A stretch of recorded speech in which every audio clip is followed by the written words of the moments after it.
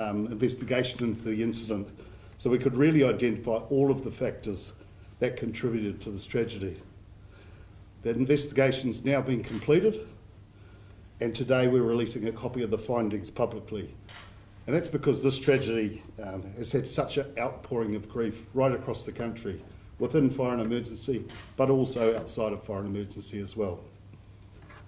Before I talk about the findings of the report, I just want to share a few words to those who are impacted.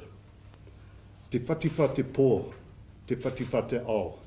That whakatauki, it's about the gloom and sorrow prevail day and night. And it's often heard at a funeral or a tangihanga. And I think today, why I bring that whakatauki forward is the release of the report. It's another chapter in the sorrow, the loss, the pain, but also the healing that those impacted by the tragedy are going through. I'd like to acknowledge the whānau of Dave and Craig as they continue to learn to live through the loss and understand what happened to their loved ones. I'd also like to acknowledge the Muruwai Volunteer Fire Brigade and those in the Muruwai community.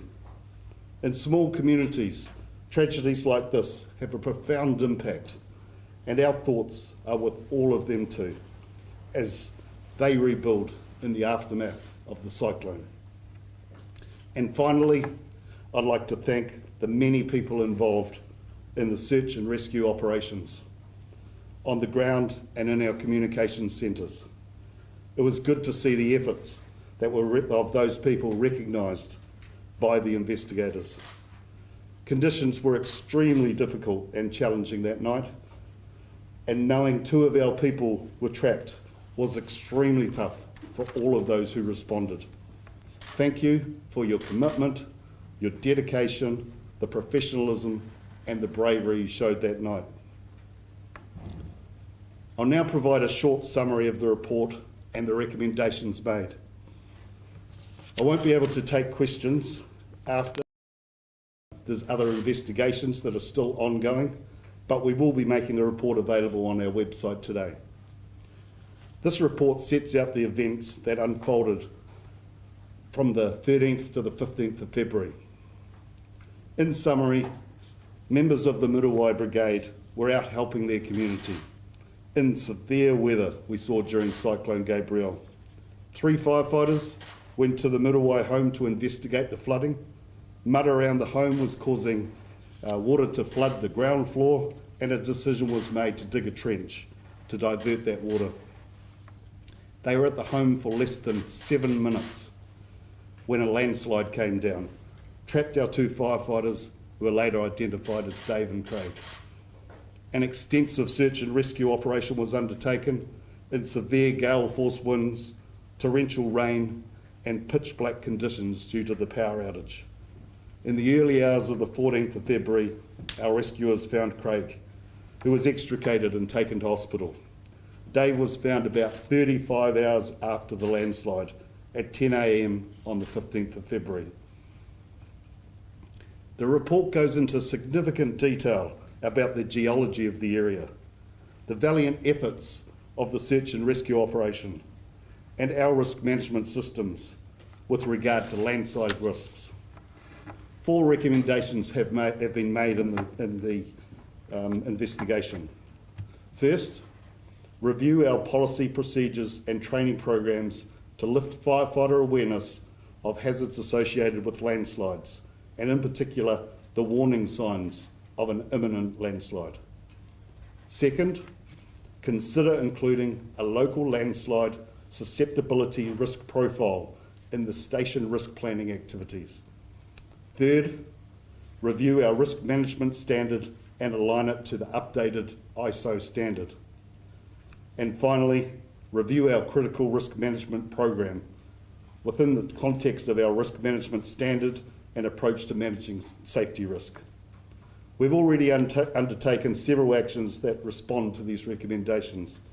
We've completed a review of our risk management standard, which we started last October and has aligned it to the ISO standard mentioned. A national safety notice has been issued, providing advice about safety around landslides and land subsidence to our operational personnel. Learning modules are being developed for slip awareness and considerations to be taken when responding to landslides. We're increasing our national urban search and rescue response capability by providing more training and equipment to districts and brigades in areas with greater potential for earthquakes and landslides.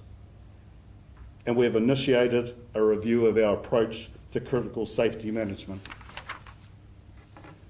These actions won't change what happened to Dave and Craig, but as adverse events like Cyclone Gabriel become more common and unpredictable, the steps we're taking will give a greater level of knowledge and training to keep our firefighters safer in these circumstances.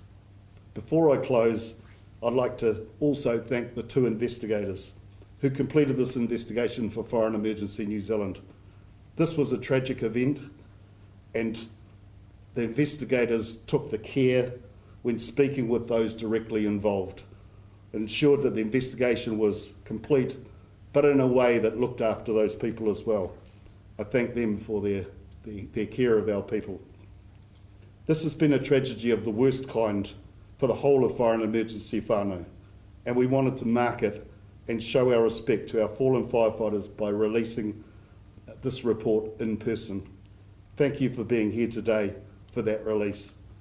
As I said earlier, I won't be able to take any questions after this due to the ongoing investigations, but we have made the report available on our website today. Thank you.